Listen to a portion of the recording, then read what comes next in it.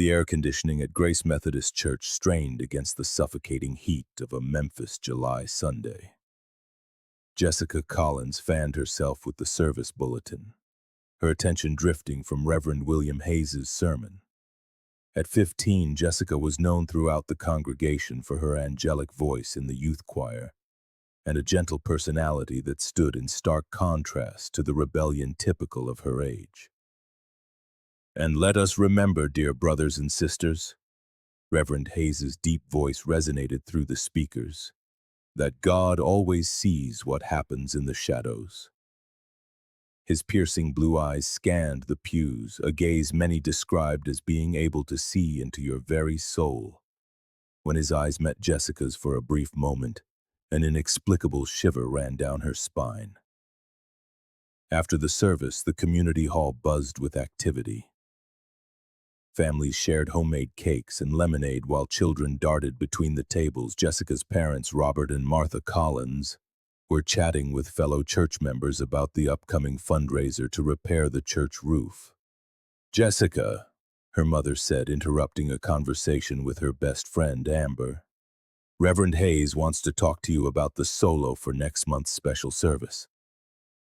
Jessica nodded, though a part of her wished she could just go home.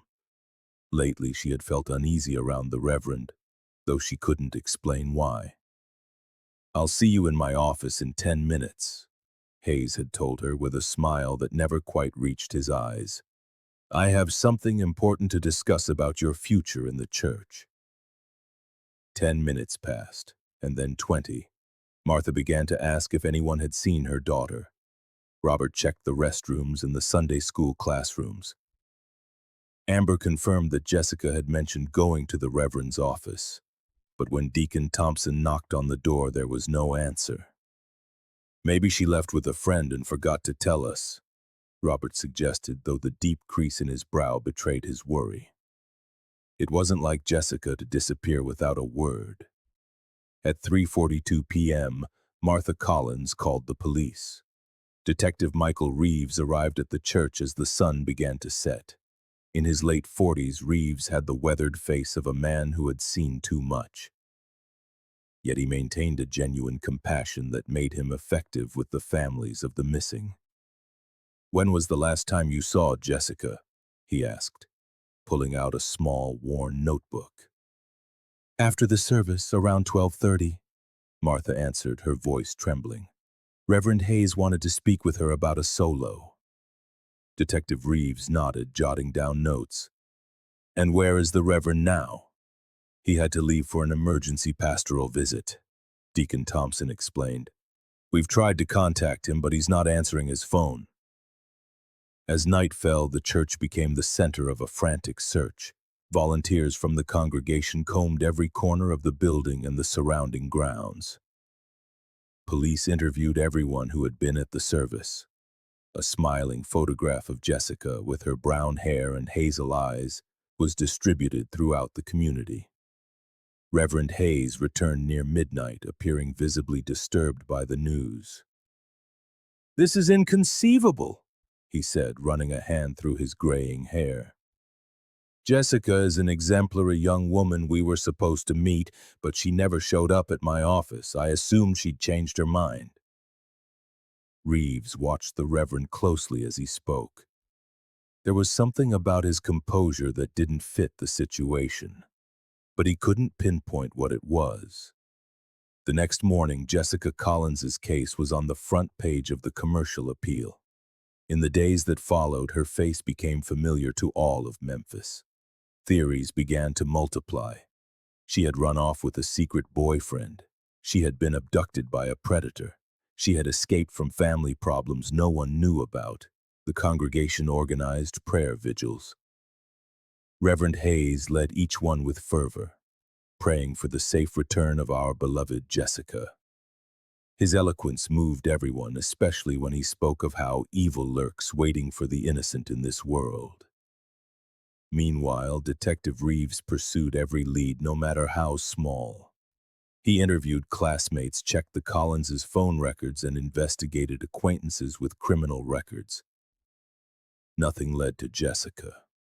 "There's something we're not seeing," he told his partner, Detective Sarah Wilson. "This girl didn't vanish into thin air. Somebody knows something." What no one suspected was that the answer was literally above their heads, as they continued to search desperately for a teenager who, though lost to the world, had never really left Grace Methodist Church at all. October brought a premature chill to Memphis. Yellowing leaves swirled across the parking lot of Grace Methodist, where the number of parishioners had noticeably dwindled. 3 months had passed since Jessica Collins's disappearance, and the case was growing as cold as the weather. Martha Collins no longer attended services. The looks of pity and well-intentioned hugs had become unbearable. Robert came occasionally, more out of habit than faith. He would sit in the back pew, watching Reverend Hayes with a mixture of desperation and resentment.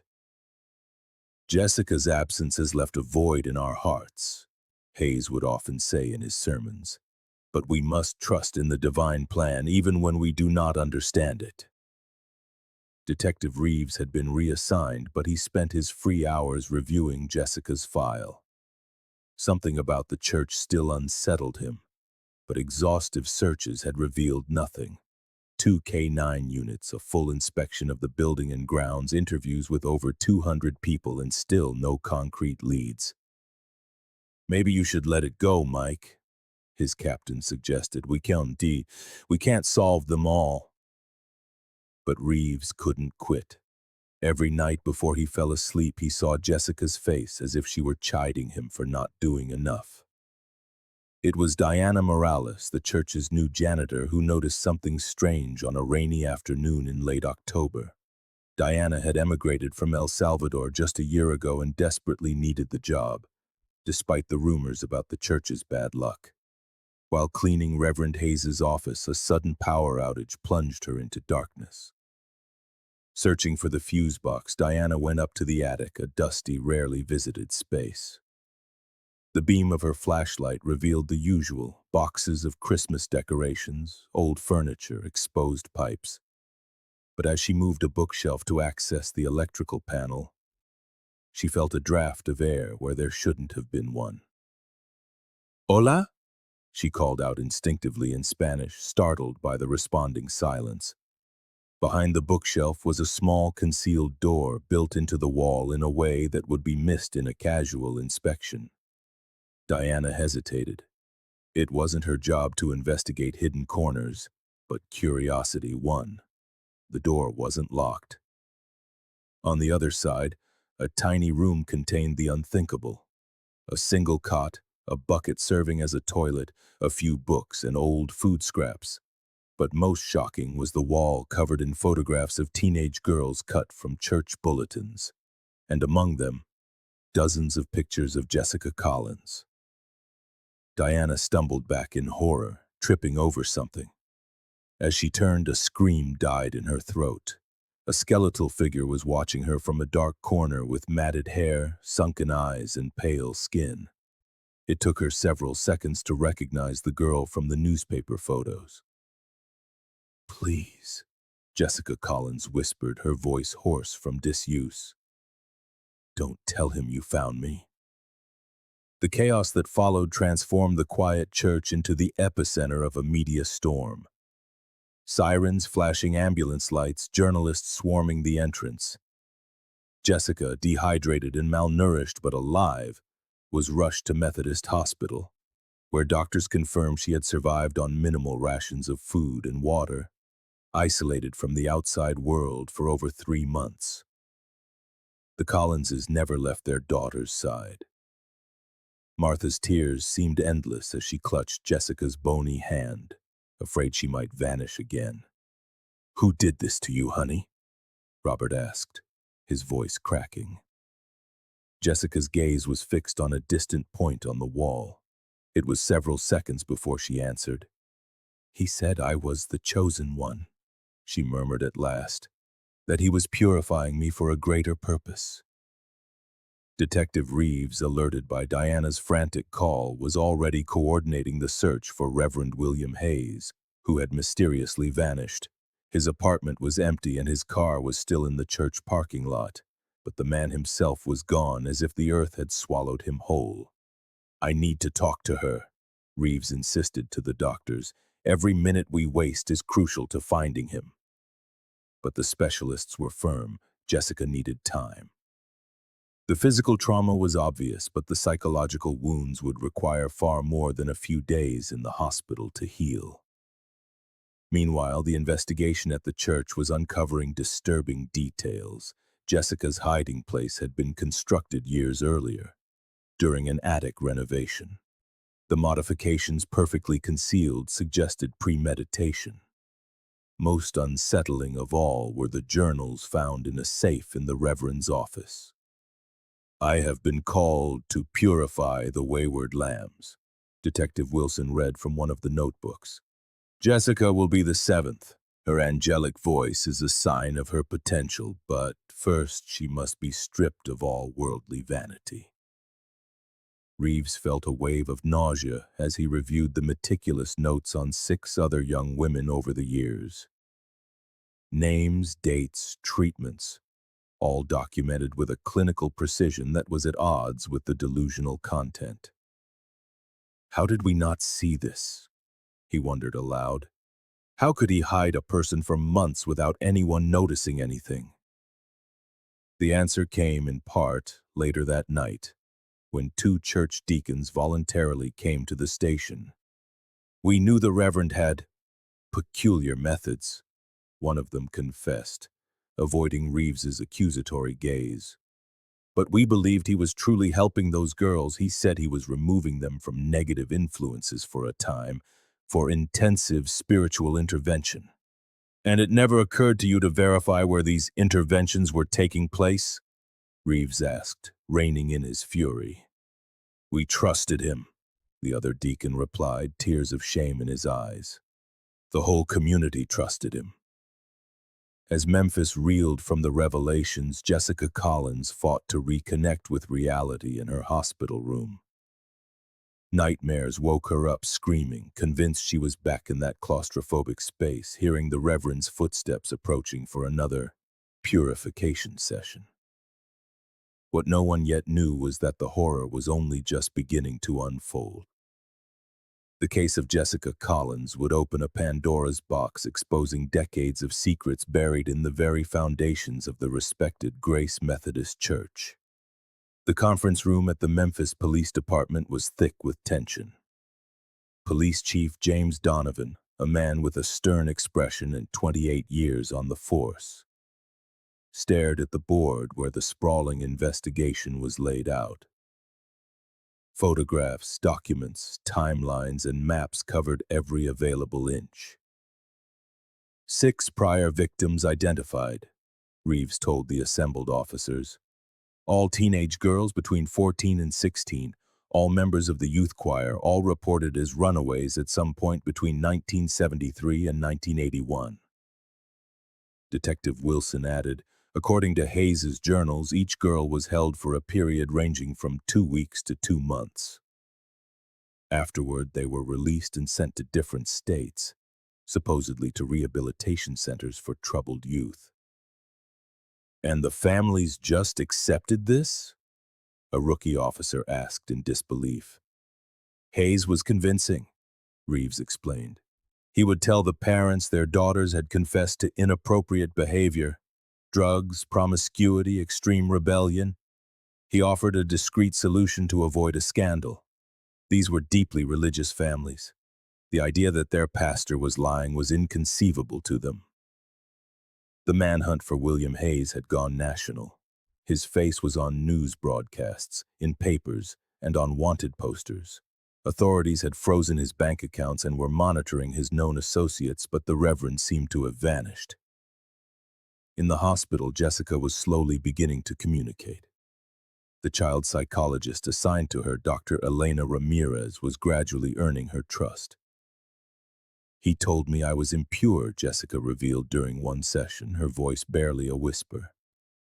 "That God had shown him my corruption and that only he could save me." "Did he hurt you physically?" Dr. Ramirez asked gently.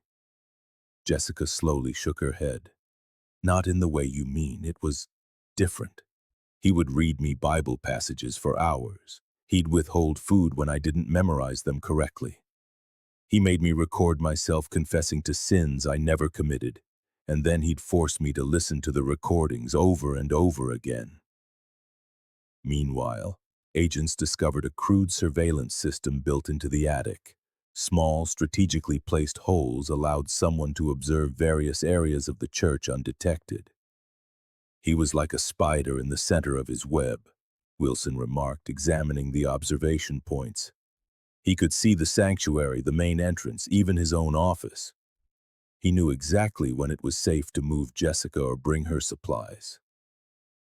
The investigation at Hayes's residence yielded more disturbing evidence. A secret compartment beneath his bedroom floor contained files on his previous victims, including progress reports detailing their supposed purification. Caroline shows resistance to acknowledging her sinful nature. Prolonged sensory isolation was implemented today. Reeves read from one report dated 1976. Rebecca has reached submission level 3, ready for relocation after the final ceremony. Each discovery deepened the horror. Hayes had operated his perverse scheme for nearly a decade, manipulating not only the victims and their families, but an entire congregation. "We need to find the other girls," Reeves insisted at the meeting. "If Jessica is the only one who was kept in Memphis, where are the others?"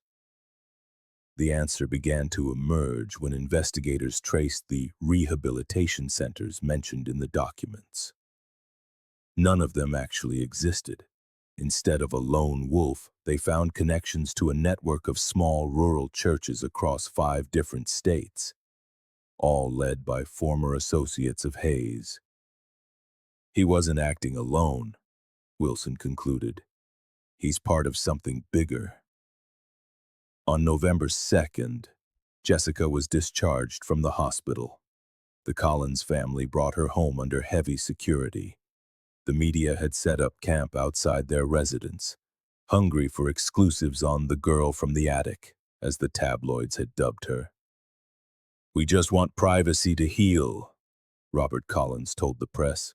"We ask for your respect during this difficult time." Inside the house, Martha had transformed the living room into a temporary bedroom for Jessica, who couldn't tolerate small or enclosed spaces. The windows remained open despite the cold, and the lights stayed on day and night. "He came when it was dark," Jessica would explain to her parents. "He used the darkness to confuse me." The first lead on Hayes's whereabouts came unexpectedly. A waitress in Tupelo, Mississippi, recognized him when he came into her diner. Though he had dyed his hair and shaved his signature beard, his distinctive accent and a nervous tic in his left eye gave him away. "Tupelo PD missed him by minutes," a frustrated Chief Donovan reported. "But we know he's heading south. All roads are being watched." What baffled investigators was the apparent lack of an elaborate escape plan. Hayes seemed to be improvising, using cash and avoiding long stays anywhere. It didn't fit the profile of the meticulous strategist who had deceived an entire community for years. "He's acting like he's expecting help," Reeves mused. "Like someone's coming to get him." The theory gained weight when they intercepted a phone call from a motel in Biloxi. Hayes made brief contact with an unregistered number before abandoning the room. The call was traced to a rural property on the outskirts of New Orleans. "Set up a joint operation with Louisiana State Police," Donovan ordered. "If there are more people involved, I want every single one of them in custody." While preparations for the raid moved forward, Jessica faced her first day of formal interviews with the district attorney. Despite her emotional fragility, she was determined to testify. "I want other girls to know they can survive," she declared with a firmness that surprised everyone.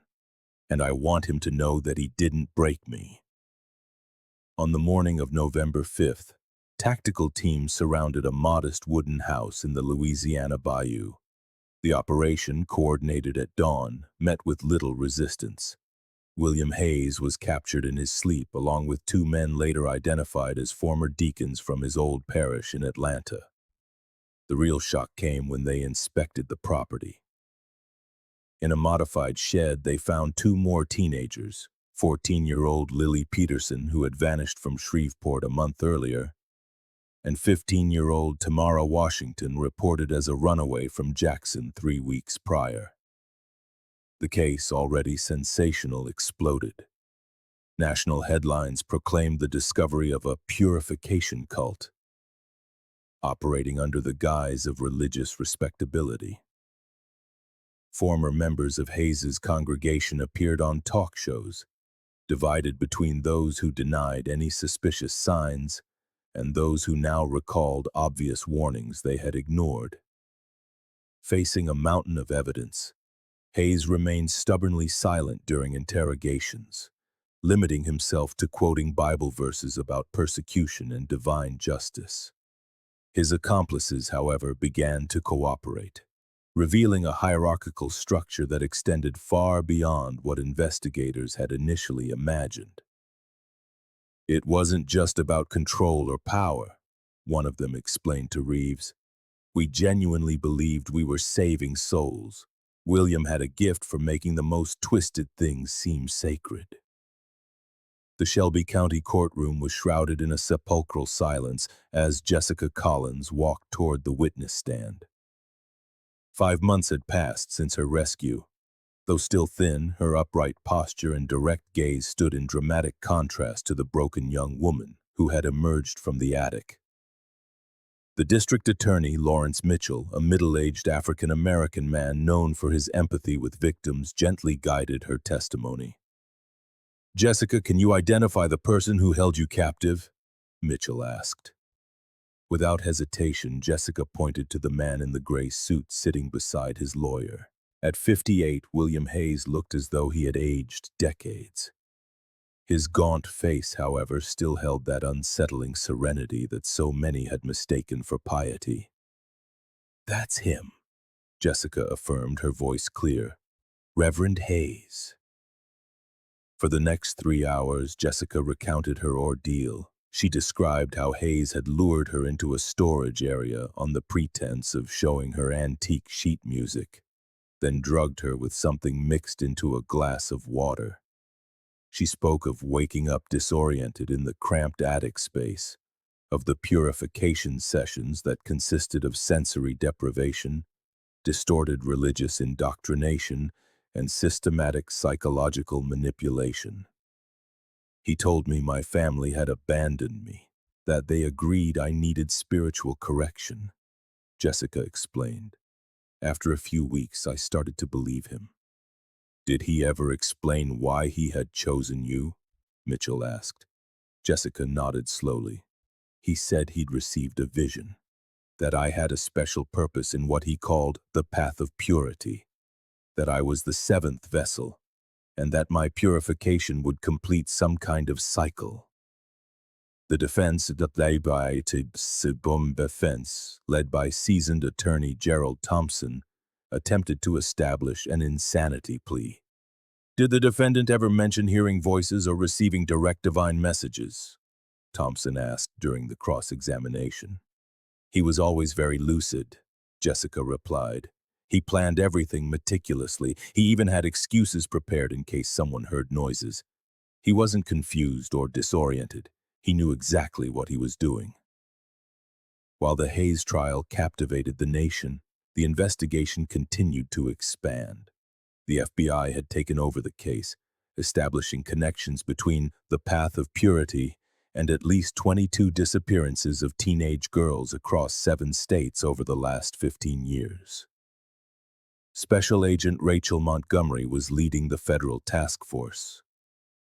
In a conference room at the Memphis field office, she updated the network map daily. "We've identified 12 active members," she explained to Reeves, who was still collaborating on the case. "All men, all in positions of religious authority. It was a cellular structure. Each purifier operated with relative autonomy, but reported back to Hayes. What was the endgame? Reeves asked, studying the photographs of the identified victims. Montgomery pointed to a complex diagram on the whiteboard.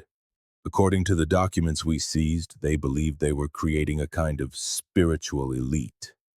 The girls who graduated from the purification process were relocated and eventually married off to young members of the organization. They were literally breeding the next generation of followers. The sheer scale of the case triggered an unprecedented crisis in the Methodist Church. National leaders issued public apologies and ordered audits of all congregations. Strict protocols for background checks and clergy oversight were established. For the victims' families, however, these measures came far too late. A group of parents led by Robert Collins filed a class action lawsuit against the denomination, alleging institutional negligence and a cover-up. Concerns about Hayes were raised in 1975, 1978, and 1980, the family's lawyer stated at a press conference. Each time, the complaints were downplayed or filed away. The priority was to protect the church's reputation, not the safety of children. In mid-February, the jury found William Hayes guilty of kidnapping, abuse, and multiple additional charges. Judge Harold Monroe sentenced him to life in prison without the possibility of parole. In my 30 years on the bench, Judge Monroe pronounced, I have seldom faced a case where the betrayal of trust was so profound and so calculated. You perverted the sacred to satisfy your own desires for control and domination. Society must be permanently protected from your influence. Hayes, maintaining his impassive demeanor, responded by quoting Matthew 5:11. Blessed are you when people insult you, persecute you, and falsely say all kinds of evil against you because of me. For Jessica, the conviction marked the beginning of a new chapter. Though the nightmares still lingered, she had begun to rebuild her life. With intensive therapy and the unconditional love of her family, she was taking small steps toward normalcy. That spring brought significant changes for the Collins family. They sold their house in Memphis, a place now too heavy with painful memories, and moved to Colorado. Jessica enrolled in an alternative education program, determined to reclaim the academic time she had lost. I'll never be who I was before, she confessed to her therapist, Dr. Ramirez, in their final session. But I'm not just a victim anymore, I'm a survivor. The case continued to unfold in the courts. By June of 1983, 11 members of the Path of Purity had been prosecuted. The church reached an out-of-court settlement with the affected families, establishing a fund for long-term psychological treatment and education for the victims. Detective Reeves, profoundly changed by the investigation, requested a transfer to the Special Victims Unit. Detective Wilson accepted a position with the FBI's training program, specializing in cults and psychological manipulation. On a hot July day, exactly 1 year after her disappearance, Jessica visited the ruins of the Grace Methodist Church. The building, abandoned after the scandal, was scarred with broken windows and graffiti. The congregation had dissolved, unable to overcome the betrayal. Accompanied by her parents and a documentary crew, Jessica walked through the place that had been both her prison and the heart of a community. I used to sing in the choir here, she explained, gesturing toward the sanctuary. I loved the acoustics, the way the light came through the stained glass on Sunday mornings. When they reached the entrance to the attic, Jessica stopped. She took several deep breaths, facing the gateway to her worst memories. I'm not going up, she finally decided. There's nothing left for me up there. As they walked away from the building, Robert asked if she was ready for her scheduled interview with the national network. Yes, Jessica replied with determination. People need to understand how this happens. How ordinary people can be manipulated by those in authority. How silence and denial allow abuse to continue. The documentary, titled Voices from the Attic, premiered 6 months later, sparking a national debate on the limits of religious authority and institutional responsibility. Jessica, along with other survivors, established a foundation to educate the public about psychological manipulation and to help vulnerable young people. William Hayes died in prison 3 years later, maintaining his belief in the righteousness of his actions to the very end. His journals, analyzed extensively by forensic psychologists, revealed the progression of a pathological narcissism disguised as religious zeal. For Memphis, the Collins case was a collective wound and a painful lesson on the dangers of blind faith. On the site where the Grace Methodist Church once stood, the city eventually built a small park with a commemorative plaque, in memory of those who suffered in silence. May their courage remind us that true faith does not fear the truth. Jessica Collins never returned to Memphis. She finished her education in Colorado, studied psychology, and specialized in trauma. Her lectures on resilience and recovery drew audiences across the country. The darkness doesn't win in the end, she would always conclude, not as long as we have the courage to light a candle, no matter how small. A gentle September breeze stirred the curtains in Jessica Collins's Denver apartment. At 23, the face that had once been on the national news now held a serene maturity. Her hair, once long and brown, was cut short in a practical style that framed her contemplative eyes. Seated at her desk, she was reviewing notes for her master's thesis in trauma psychology. The title on her computer screen read, "Rebuilding Identity After Captivity, an Analysis of Survivor Narratives." The phone interrupted her concentration. Answering it, she immediately recognized the deep voice of Detective Reeves, now a supervisor in Memphis's Special Victims Unit. "Jessica, sorry to bother you," Reeves began with the familiarity forged over years. "We have a situation that might be related to your case." Jessica took a deep breath. Even after 8 years, connections to the path of purity still emerged periodically, like the stubborn roots of a poisonous plant that refused to die completely. "What have you found?" she asked, turning on her phone's recorder out of professional habit. "A woman in Arkansas contacted the FBI after seeing a rerun of the documentary," Reeves explained. "She claims to be Caroline Merkley." The name resonated instantly. According to Hayes's journals, Caroline had been his third victim, supposedly purified in 1976. Unlike the others, she had never been located during the investigation. "Have you verified her identity?" Jessica asked, already pulling a file labeled Cold Cases from her personal archive. "Preliminarily, yes. The age matches and she has specific memories that were never made public, but there are complications. She's been living under the name Ruth Anderson for almost 3 decades. She has a family. They have no idea about her past."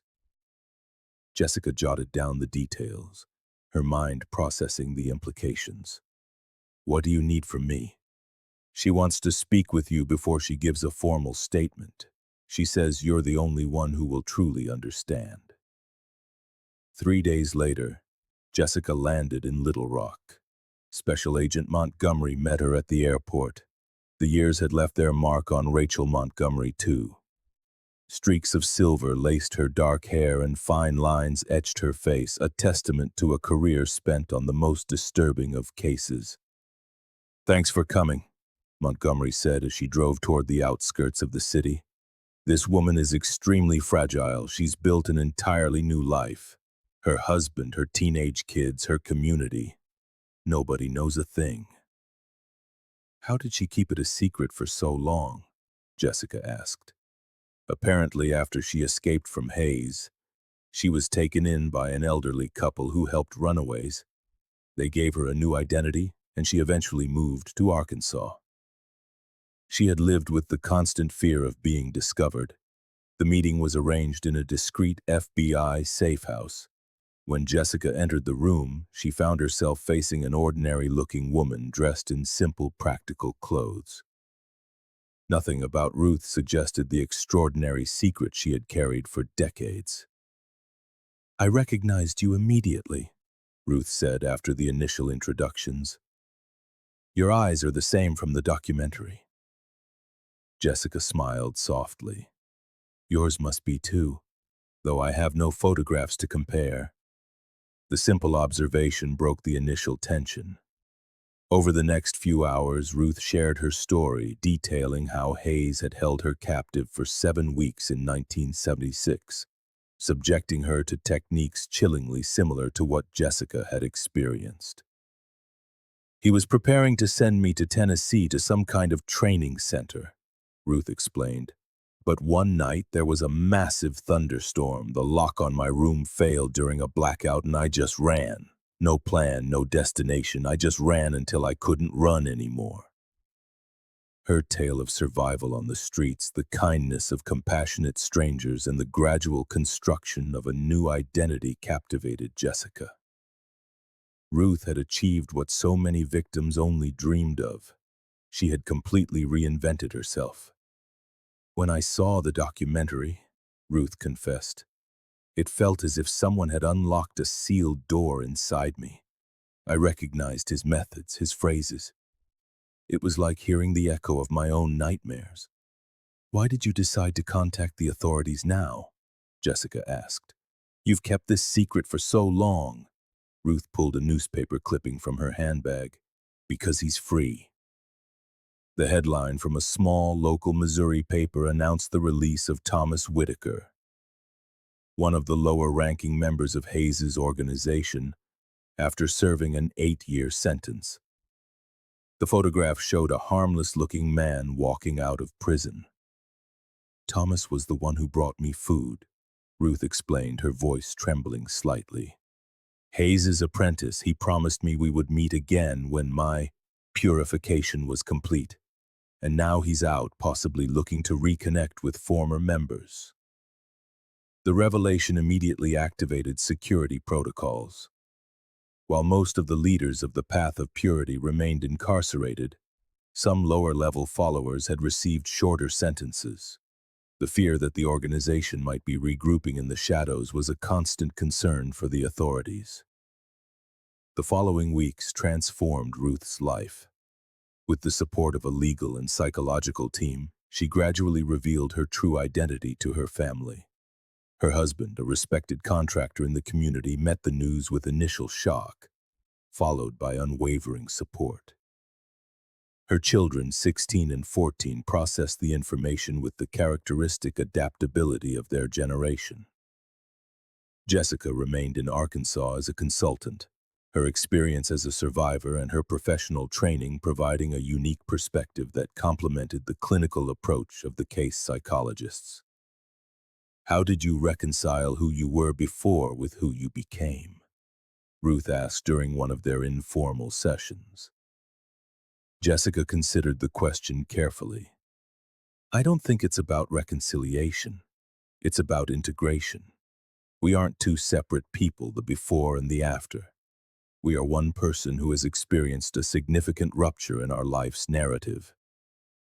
The investigation into Whitaker intensified the scrutiny on former members. Electronic surveillance revealed coded communications between several of them, using seemingly innocuous religious terminology to discuss meetings. "This is no coincidence," Montgomery stated in an update briefing. "They're reorganizing, adapting their structure to avoid detection. Several have established small, independent congregations in rural areas, perfect as bases of operation." Applying her academic knowledge of cult dynamics, Jessica helped analyze the communication patterns. "They're using a variation of the original doctrine," she concluded. "Less extreme on the surface, but maintaining the core principles of control and purification. It's evolution, not abandonment." Ruth's decision to testify publicly divided opinions.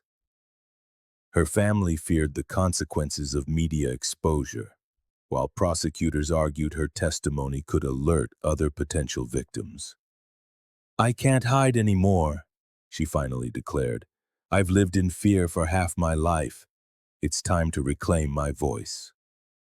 Her first public appearance alongside Jessica at a carefully organized press conference generated a new wave of attention. Former members of churches linked to the path of purity began to share experiences they had suppressed for years, afraid of not being believed or of being stigmatized. For Jessica, this renewed interest was an opportunity for her academic research. Each testimony provided valuable data on psychological manipulation and the survival strategies developed by victims. "We are mapping a territory that has remained in the shadows," she explained to her professors when requesting an extension for her thesis. "These narratives are invaluable not just for justice but for the scientific understanding of trauma and resilience." The new dawn tinted the Chicago skyscrapers orange as Thomas Whitaker boarded a train to St. Louis. At 47, his ordinary appearance, neatly trimmed salt and pepper hair, a button-down shirt under a gray sweater, a slightly stooped posture, made him virtually invisible in the morning crowd. No one would have guessed he was the subject of a sophisticated FBI surveillance operation. Two agents followed him discreetly while a technical team monitored his communications from a van parked near the station. In Memphis, Jessica Collins reviewed the final details of the operation with Montgomery and Reeves in a temporary command center. "Whitaker has contacted 7 ex-members in the last 2 weeks," Montgomery reported, pointing to locations on a digital map. "All were mid-level in the organization and all have established new independent congregations." "What do we know about today's meeting?" Jessica asked, studying the updated psychological profile of Whitaker she had helped develop. Reeves projected photos of a rural property, a farm on the outskirts of St. Louis, purchased 3 years ago by the True Light Foundation, a nonprofit registered by Martin Weber, a former deacon in Hayes's church. Jessica recognized the pattern: legitimate-looking fronts, isolated locations, opaque financing. The new iteration of the Path of Purity had learned from its predecessor's mistakes, becoming more sophisticated in its institutional camouflage. "Do we have any intel on potential current victims?" she inquired, her voice tight with concern. "Nothing concrete," Montgomery replied, "but there are at least 3 teenagers reported as runaways in the areas where these congregations operate. The correlation is troubling." Carolyn Ruth's public disclosure had triggered the large-scale investigation now culminating in this coordinated operation. Undercover agents had peripherally infiltrated some of the new congregations, reporting on special consecration rituals for selected young women. "We can't wait for definitive proof of a kidnapping," Jessica argued. "The patterns are clear, they're recreating the system, just more carefully." The operation, codenamed Sunrise Memon, was set to launch simultaneously in 5 states, with the St. Louis meeting as the likely epicenter of the resurgence. Federal prosecutors had secured search warrants based on circumstantial evidence and testimony from repentant former members. At 2:37 p.m., Whitaker arrived at Weber's farm. Less than an hour later, vehicles with license plates from 3 different states began to converge on the property. The surveillance team identified several persons of interest, including 2 ex-deacons recently released after serving reduced sentences.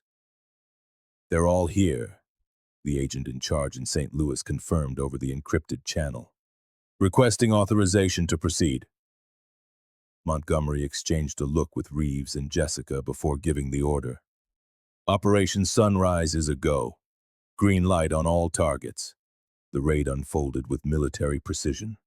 Tactical teams simultaneously secured 5 properties linked to the network, while the primary suspects were detained at the Missouri farm without significant resistance.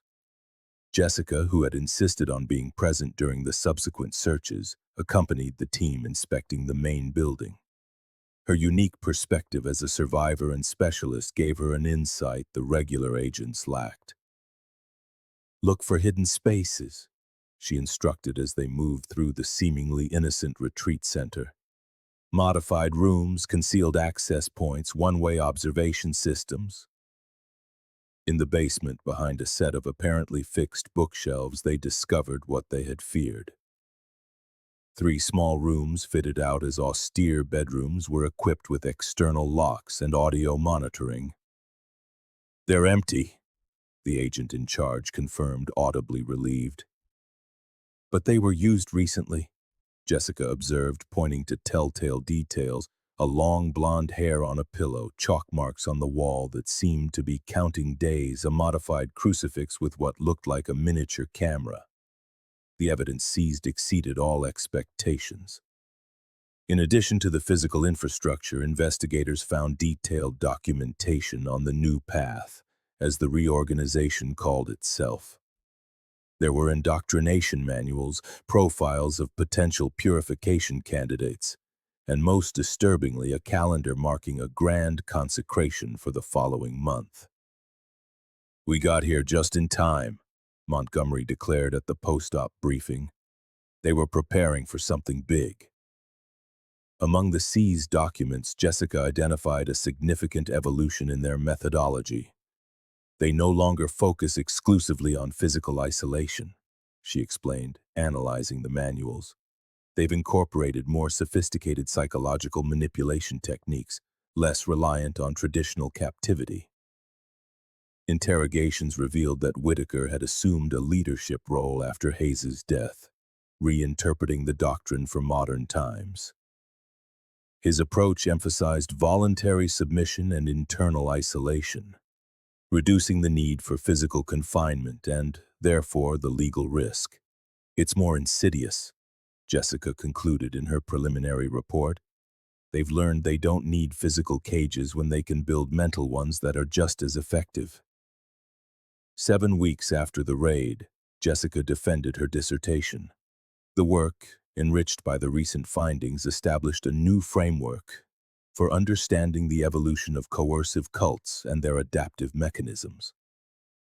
Her defense before the academic committee was met with unanimous acclaim. "Dr. Collins," her advisor congratulated her, "your work is not only academically rigorous but potentially transformative for the field." The specialized press coined the term the Collins method to describe the integrated analytical approach that combined survivor perspectives with criminology and trauma psychology. Law enforcement agencies began to implement her protocols in their own investigations. On a cold November day, while packing up her office after accepting a position as a specialized instructor at the FBI Academy, she received a call from Carolyn Ruth. "They found another one," Carolyn said without preamble. "Rebecca Mitchell, the 5th Hayes girl." Jessica sat down slowly, processing the news. Rebecca had been considered a cold case, possibly deceased according to some theories. "Where?" she asked, instinctively reaching for a pen. "Seattle. She's been living as a tech consultant of all things. Never married, no kids, says she could never trust anyone enough." 2 weeks later, Jessica met Rebecca in a quiet Seattle cafe. The woman across from her, 58 years old with gray hair and a youthful cut and multiple ear piercings, defied any preconceived image of a traumatized victim. "I don't consider myself a survivor," Rebecca declared after they were introduced.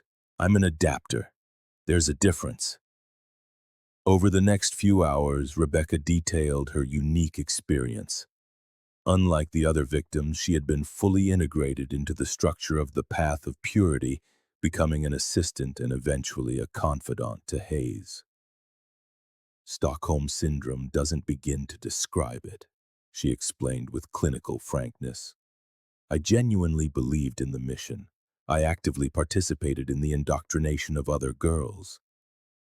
It wasn't until years later, when I was on my own, that I began to deconstruct the mental puzzle they had built inside me. Her testimony would provide an invaluable perspective on the organization's internal mechanics and operational psychology. More importantly, Rebecca had direct knowledge of members who had never been identified, including wealthy donors and protectors in positions of influence. Hayes wasn't the real mastermind, she revealed, sending a shockwave through the investigation when Jessica shared the information. He was the charismatic enforcer, but there were others who designed the system, who provided the resources and the protection, people who have never been touched by justice. This revelation dramatically expanded the investigation. Rebecca agreed to cooperate as a protected witness, identifying previously unknown connections between the path of purity and respected figures in business and political circles. For Jessica, this new piece of the puzzle reaffirmed her conviction that such cases are never truly closed. The story of Memphis wasn't just a dark chapter from the past, it was an ongoing process of discovery and healing. In December 1990, 8 years after her rescue, Jessica returned to Memphis for the first time. The old church had finally been demolished, replaced by a community center that housed, among other services, a support organization for abuse victims. As she gazed at the new building, she sensed a familiar presence beside her. Detective Reeves, now retired but still consulting on related cases, joined her in her silent contemplation. "You know what keeps me up at night?" Reeves mused, thinking about how many more are out there. Women we never found who rebuilt their lives carrying scars no one can see. Jessica nodded, understanding the weight of that shared responsibility completely. "That's why we keep looking," she said. "That's why we keep talking. Because silence is the most dangerous accomplice." The auditorium at Columbia University held an expectant silence as Jessica Collins adjusted the microphone.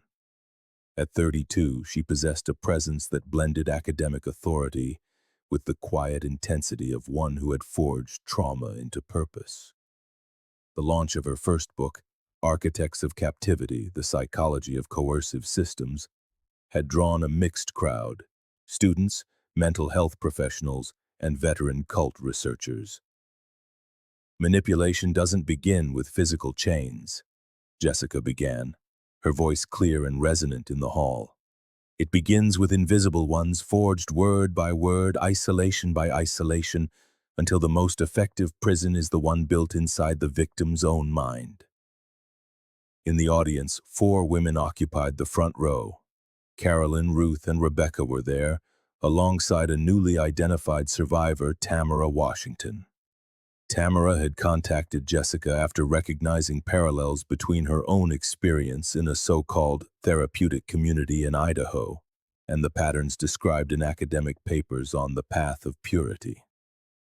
The investigation, codenamed Operation Sunrise, had continued to branch out over the past 4 years. 17 individuals now faced federal charges, including 3 prominent businessmen identified as original financiers of Hayes's group. The network of influence had proven more extensive and deeply rooted than anyone had initially anticipated. What began as one man's controlling delusion evolved into a self-perpetuating system, Jessica explained, projecting an organizational chart onto the screen. Hayes created the methodology, but it was these individuals who provided the infrastructure, legal protection, and financial resources that allowed the operation to expand and evolve. When the formal presentation concluded, Jessica opened the floor for questions. A young graduate student raised his hand. "Dr. Collins, do you believe there's a specific psychological profile that makes certain people more vulnerable to this kind of manipulation?" The question, though predictable, touched upon a sensitive point Jessica had explored extensively in her research. Contrary to the popular narrative, Vulnerability isn't primarily an individual trait, but a contextual one, she responded. Our studies show that factors like recent social isolation, periods of major life transition, a crisis of faith or identity, and prior experiences of emotional invalidation create temporary windows of susceptibility. Practically anyone, given the right circumstances, can be made vulnerable. As the event wound down, a middle-aged woman approached discreetly while Jessica was signing books. Her restrained expression and cautious posture immediately set off Jessica's internal alarms, trained to recognize the subtle signs of unprocessed trauma. "I'm not in your book," the woman murmured, sliding a folded note next to the copy she presented for signing. "But I should be." Before Jessica could respond, the woman had vanished into the crowd. The note contained only a phone number and the initials M.H. That night, in her hotel room, Jessica debated how to proceed. Professional instinct told her to contact Montgomery immediately and activate the established protocols for potential new victims. Yet something about the fleeting encounter suggested a special delicacy was required. She decided to make the call herself to establish a personal contact before involving the authorities. "Mary Hayes?" Jessica asked when a woman's voice answered on the third ring. A momentary silence on the other end of the line confirmed her intuition. "No one has called me that name in 25 years, the woman finally replied. "Can we meet in person? There are things that shouldn't be discussed over the phone."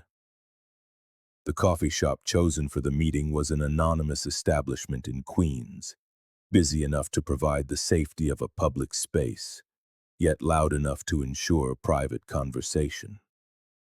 Mary Hayes, now Maria Henderson according to her ID, appeared to be in her 60s, though her true age was hard to place. Her face carried the distinct tension of someone who had lived for decades on constant alert. "I was William's first wife," she confirmed after the initial greetings. "I was declared dead in 1969. A convenient car accident he arranged when I started to question his divine visions." Jessica kept her expression professionally neutral, though internally she was processing the magnitude of this revelation. The known records indicated that Hayes had been married twice, both unions ending in divorce before his time in Memphis. "What made you contact me now?" Jessica asked, discreetly recording the conversation with prior verbal consent. Mary pulled a worn folder from her bag. "Because the system William created didn't start with those girls in Memphis. It started with me, and it didn't end with his death or the recent arrests." The documents inside the folder revealed a history that predated the known events by more than a decade. There were black and white photographs of a young William Hayes leading an exclusive Bible study circle in a small North Carolina church. Correspondence between Hayes and religious leaders discussing methods of intensive discipleship. And most disturbingly, a manuscript titled "The Purification of the Chosen Vessels," dated 1965. "This is the foundational document," Mary explained. "William wrote it during a 3-month retreat. It describes the entire system: progressive isolation, sensory disorientation, identity reconstruction, all of it presented in theological language that sounded profound to impressionable ears." Jessica examined the document with professional awe. This predates the academic literature on brainwashing and mind control that became popular in the 70s. "Where did he get these techniques?" Mary smiled bitterly. "William worked briefly as an administrative assistant on a government project studying advanced interrogation methods in the early 60s. He never mentioned the specific program, but he had access to materials that he adapted for his own purposes." The hint of a possible connection to controversial Cold War programs added an entirely new dimension to the case. Jessica carefully considered the legal and historical implications. "Why didn't you come forward during the original investigation?" she asked, her neutral tone masking a natural skepticism towards such a significant revelation. "Because I have a daughter," Mary answered, her composure fracturing for a moment. "Aileen was 4 when I escaped. William let me take her on the condition that I disappear completely. Any attempt to contact anyone or expose him would result in consequences for my child." "And what's changed now?" "Aileen passed away 6 months ago. Terminal cancer. I have nothing left to protect, and more importantly, I've identified the true intellectual architect behind the entire system." Mary produced one last photograph. It showed William Hayes standing next to a distinguished-looking older man. Both were smiling in front of a rustic cabin. "Dr. Calvin Mercer," Mary identified him. "Psychologist, amateur theologian, and according to all official records, just an occasional mentor to William. In reality, he was the one who designed the entire psychological framework of the path, the mastermind who never appeared on any official record." Jessica discreetly photographed the documents, maintaining a fluid conversation as she processed the flood of new information. If what Mary claimed was true, the entire investigation would need to be reoriented toward figures who had remained completely off the radar. "Is Mercer still alive?" she finally asked. "Very much alive, and very active," Mary confirmed. "He runs a research foundation for transformative spirituality in Vermont, an exclusive retreat center where they train new leaders, the next generation." The meeting lasted for more than 3 hours, with Mary providing details that only someone intimately familiar with the group's origins could know. By the end, Jessica was faced with both the investigative thrill of a new lead and the sober responsibility of verifying such serious accusations against a publicly respected figure. "I will need to corroborate all of this," she warned Mary, "and eventually, if we proceed, your official testimony will be essential." Mary nodded with resignation. "I've lived in hiding for half my life, Dr. Collins. I'm ready to step out of the shadows, whatever the personal cost." 3 days later, in an extraordinary meeting convened at the FBI's Washington field office, Jessica presented her preliminary findings to Montgomery Reeves, who had postponed his final retirement in light of these developments, and 2 federal prosecutors assigned to the case. "Initial verification confirms key elements of Mary Hayes's testimony," Jessica reported. "Calvin Mercer was indeed in the same places at the same times as William Hayes. His foundation, the Mercer Institute for Transformative Studies, hosts hundreds of religious leaders for intensive retreats every year. Do we have anything more than circumstantial coincidences and the word of a woman who's been living under a false identity for decades?" one of the prosecutors questioned. Jessica displayed enlarged copies of fragments from the original manuscript alongside recent training materials from the Mercer Institute. "The linguistic overlap is undeniable," she said. "Specific terms, particular metaphors, even the structures of practical exercises. They've modernized the terminology, but the methodological skeleton is identical." Montgomery, who had remained silent throughout the presentation, finally spoke. "What exactly are you proposing, Jessica? Mercer is a respected figure with significant political connections and no criminal record." "An undercover operation," Jessica replied without hesitation. "We need to infiltrate the next leadership retreat. We need to see exactly what they're teaching behind cleated doors." The Vermont woods blazed with autumn colors as Jessica drove up the winding access road to the Mercer Institute. The crimson and gold foliage stood in dramatic contrast to the compound's modernist architecture, buildings of glass and sustainable wood that blended harmoniously with the mountain landscape. "I'm in," she murmured into the microphone hidden in her necklace, a sophisticated transmission device designed to look like a piece of artisan jewelry. Security is visible but discreet. Cameras on the perimeter, plainclothes guards at the entrances. Operation Foundation, as it had been named, was a calculated risk. After weeks of preparation, Jessica had been enrolled in the exclusive Transformative Leadership Seminar under the identity of Catherine Reed, an organizational development consultant interested in behavioral change methodologies for corporations. The support team, led by Montgomery, monitored from a rented cabin 5 kilometers away. The plan was simple in theory. Jessica would document the methodologies being taught, searching for tangible evidence of coercive techniques and possible links to the previously dismantled organizations. "Welcome to the Institute," a young assistant greeted her at the reception, handing her a folder with the Foundation's minimalist logo.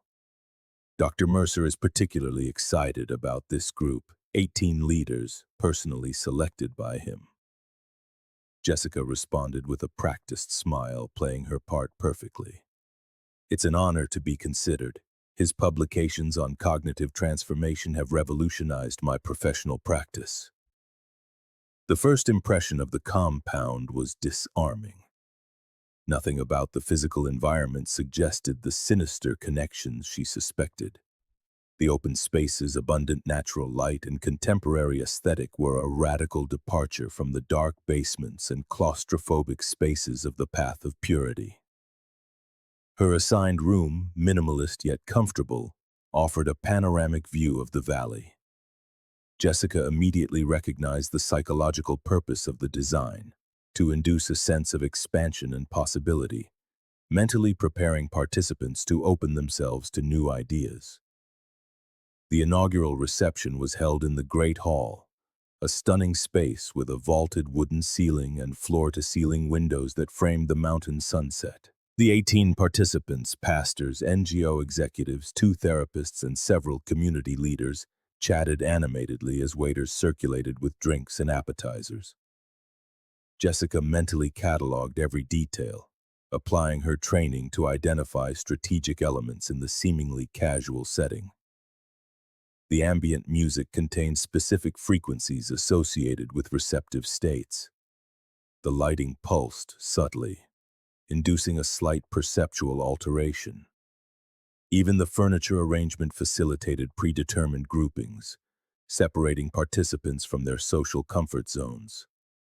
And then she saw him. Calvin Mercer, at 78, possessed a magnetic vitality. Tall, with perfectly coiffed white hair and an erect posture, he projected the exact image of the wise mentor his reputation suggested. His eyes, however, revealed to Jessica what others missed, the same calculating intensity she had recognized in the old photographs of Hayes. "Catherine Reed," Mercer announced as he approached her, extending a hand in a welcoming gesture. "Your application was fascinating. We rarely accept corporate consultants, but your interest in immersive methodologies for organizational transformation resonated with our current objectives." Jessica shook his hand, maintaining direct eye contact as she carefully calibrated her response. "Authentic transformation requires methods that transcend superficial indoctrination, Dr. Mercer. I'm particularly interested in your techniques for deep cognitive restructuring." A spark of genuine interest lit Mercer's eyes. "A perceptive observation. Most people don't grasp that true transformation requires a complete dismantling of existing thought structures before one can rebuild.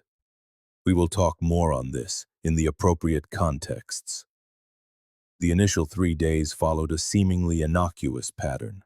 Lectures on adaptive leadership, interpersonal communication exercises, and guided meditations focused on unlocking inner potential. To a casual observer, the program would look like a premium executive retreat, perhaps with a few New Age self-development elements, but fundamentally benign. Jessica, however, recognized the underlying architecture. Each activity served multiple covert purposes: to assess susceptibility to influence, identify individual value structures, establish dependency on the group, and gradually normalize the unquestioning authority of the facilitator. "Classic preparatory phase," she reported during a brief communication window from her bathroom. They're mapping psychological profiles before the real induction begins. The participants don't perceive the strategic progression. Mercer is brilliant. He makes each person feel like they're having unique revelations when in reality they're following a precise script. The program's true nature began to reveal itself on the evening of the fourth day, after an intense experiential integration session that had left the participants emotionally vulnerable. Mercer announced a change in the structure. "You have all demonstrated an exceptional commitment to your transformation," he declared, his voice taking on an almost hypnotic tone. "It is time to move on to the real work. From this point forward, selected participants will be invited to advanced sessions. Catherine, you are one of them." The inner circle, as another participant informally dubbed it, consisted of just 7 people. They were led to a separate building, one not included on the initial tour of the compound. The contrast was immediate. The spaces were more confined, the lighting controlled, with no exterior windows. "This," Mercer explained as they descended an elegant corridor, "is where the real transformation happens, far from worldly distractions." The deep immersion chamber was a fusion of cutting-edge technology and a subtle, ritualistic air. High-definition screens lined the walls, while ergonomic chairs, each equipped with biometric sensors and a sophisticated surround sound system, promised an experience of total immersion. "For the next 72 hours, you will experience our comprehensive restructuring protocol," Mercer announced.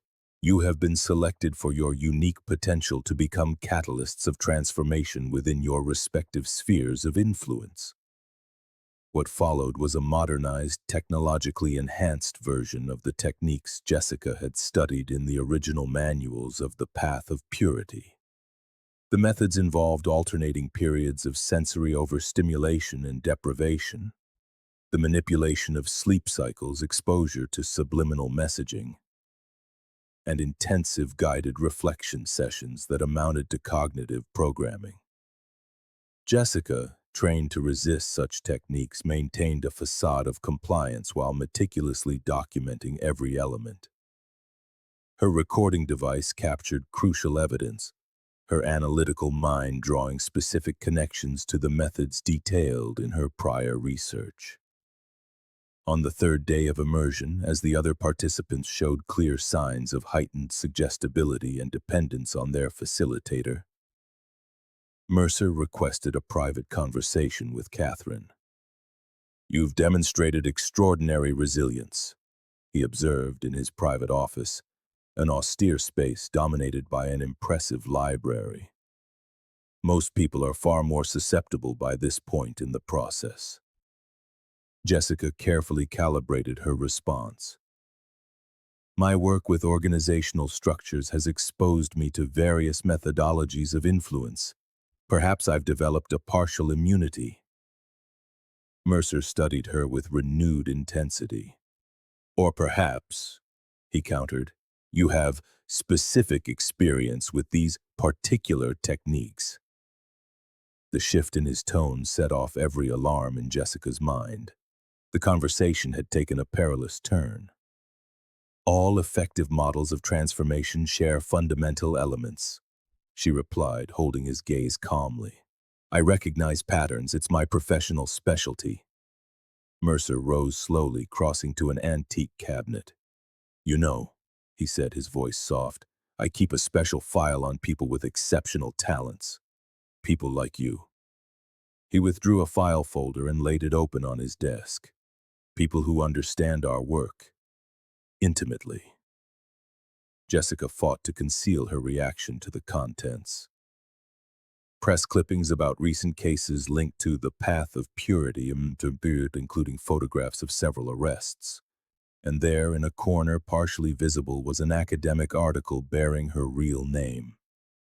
"The question is," Mercer continued, slowly closing the folder, "what do we do now, Doctor?"